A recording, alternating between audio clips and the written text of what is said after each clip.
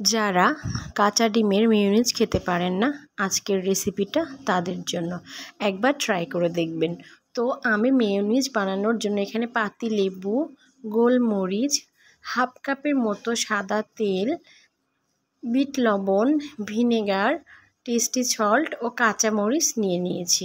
এইভাবে একবার ট্রাই করে দেখবেন, সত্যি বলছি এক ফোঁটা ডিমের কাঁচা গন্ধ লাগবে না। আমি এবারে একটি ডিম ব্লেন্ডারের বাটিতে নিয়ে নিচ্ছি। তারপরে দিয়ে দিব 3টা কাঁচামরিচ। এরপরে আমি দিয়ে দিব দেশি রসুন। আপনি যদি ইন্ডিয়ানটা ইউজ করেন বড়টা, তাহলে 1 থেকে 2টা।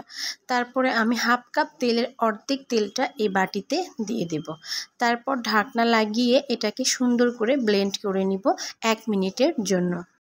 রেস্টুরেন্টে গেলে কিন্তু মেয়োনিজ খেতে ভালোই লাগে। এভাবে আপনি বাসাতেও বানিয়ে নিতে পারবেন। 1 মিনিট পরে আমি বাটিটাকে খুলে দেখাই দিচ্ছি কেমন হয়েছে এটার কোয়ালিটিটা।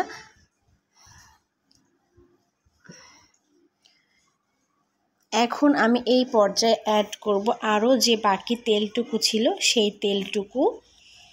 তারপরে দিয়ে দিব ভিনেগার। আমি এখানে ক্যান্টন ভিনেগারটা ইউজ করেছি। আপনার কাছে যেটা থাকবে আপনি সেটা ইউজ করবেন। এই বোতলের মুখে সিপিটা দিয়ে 2 সিপি ভিনেগার আমি এখানে দেব। আপনি চাইলে আরও কম বা বেশি দিতে পারেন। এখন আমি দিয়ে দিব বিট লবণ। এই বিট লবণটা আমি বাসাতেই তৈরি করেছি। তারপরে আমি দিয়ে দিব পরিমাণ মতো টেস্টি সল্ট। আমি এখানে টপের টেস্টি সল্টটা ব্যবহার করছি।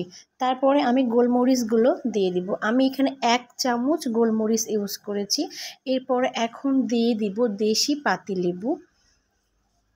লেবুর রসটা যত বেশি দিবেন এই স্মেলটা কিন্তু তত সুন্দর হবে। আমি এবার 1 চামচ চিনি দিয়ে দিচ্ছি এর ভিতরে। এবার এটাকে ঢাকনা লাগিয়ে সুন্দরভাবে 2 মিনিটের জন্য আমি ব্লেন্ড করে নিব। বাচ্চারা কিন্তু মেয়োনিজ খেতে খুবই পছন্দ করবেন। দেখবেন যে রেস্টুরেন্টে গেলে ওরা খুবই পছন্দ করে মেয়োনিজ। তাই আপনি খুব অল্প টাকা খরচ করে আপনার ঘরে থাকা জিনিসগুলো দিয়ে বাসাতে অনেক মজাদার মেয়োনিজ তৈরি করে নিতে পারেন।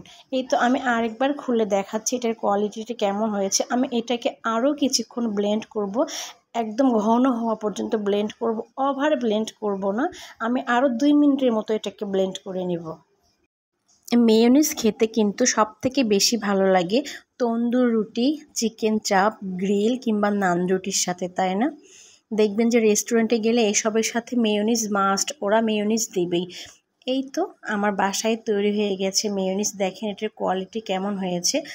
আমি এখন এটাকে ফ্রিজে রেখে দেবো। আপনি ইচ্ছা করলে ফ্রিজে রেখে 2 দিন পর্যন্ত এই মেয়োনিজটা খেতে পারবেন। একবার বানিয়ে ট্রাই করে দেখবেন। আগে আমিও খেতাম না যে কাঁচা ডিমের হয়তোবা গন্ধ লাগবে। সত্যি বলছি এক ফোঁটা গন্ধও নেই।